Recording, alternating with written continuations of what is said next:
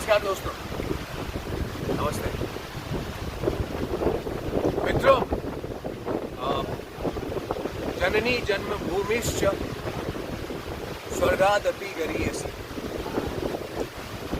हमारे शास्त्र ये कह रहे हैं, जननी जन्मभूमिश्च स्वर्गादपि गरीयसी। अर्थात ये जो मातृभूमि है हमारी, ये जो जन्मभूमि, ये स्वर्ग से भी ज्यादा सुंदर, स्वर्ग से भी ज्यादा प्रिय। राम जी ये कह रहे हैं, जब वो लंका से वापस अयोध्या की तरफ आते हैं तो ये कहते हैं, ये जो जन्मभूमि है मुझे स्वर्ग से भी ज्यादा प्रिय। पर बहुत दुख है आपके, ये जो हमारी स्वर्ग के समान धरा है जन्मभूमि, ये बहुत प्रकृति का ये रौद्र रूप जो आज हमारे देश में हम देख रहे हैं। जैसे कि आप देखिए वायनाड, उत्तराखंड में, हिमाचल, मंडी, मनाली, लाहौल स्पीति, बादल फट रहे हैं, सड़क बह रहे हैं। वायनाड में जो हुआ उसे राष्ट्रीय आपदा घोषित किया गया है। एक झटके में 10 गांव एक साथ बह गए और उसके साथ ही साथ अब तक जो रिपोर्ट है उसमें 290 लोग, जो कि और बढ़ने वाला, मारे गए।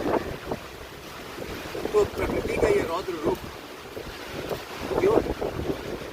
प्रकृति इतने गुस्से में क्यों?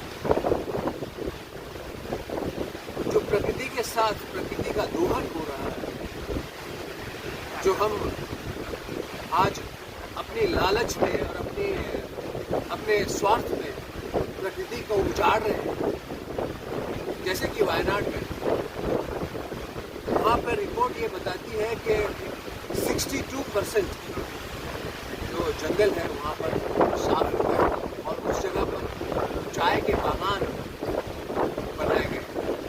लोग जंगल काट रहे हैं और चाय के बागान बना रहे हैं। तो प्रकृति भी कह रही है कि मुझे मेरा स्वरूप वापस चाहिए, और ये रौद्र रूप हमें देखने को मिल रहा है। जिंदगियां तबाह हो रही है, ये हमें सोचना होगा। ये हम बस ये गणना करते नहीं बैठ सकते कि हम 100 करोड़ थे, फिर 125 हुए, 130 हुए, 140 हुए, 145, दुनिया के सबसे बड़े जनसंख्या के मामले सबसे पहले नंबर पे आ गए। हम ये गम से काउंट करते नहीं बैठ सकते, कुछ करना होगा। ये ग्लोबल वार्मिंग, जलवायु परिवर्तन पर चर्चा करने से नहीं होगी। हम हर एक को इस पर काम करना होगा, सोचना होगा। प्रकृति को हम इस तरीके से चूस नहीं सकते, लूट नहीं सकते। तो फिर जब प्रकृति वापस आती है अपने असली रूप में, तो ये तबाही का मंजर हमें देखने को मिलता है, ये बर्बादी। मैं ये बात इसलिए कह रहा हूँ कि दोस्तों, हम भी सोचे जरा, कुछ तो करें प्रकृति के लिए। सिर्फ प्रकृति से ले नहीं, उसके लिए उसको दे, प्रकृति से मोहब्बत करें, प्रकृति का संरक्षण करें। Let's conserve this beautiful mother nature. It's high time, let's do something about it. Please let's do something about it.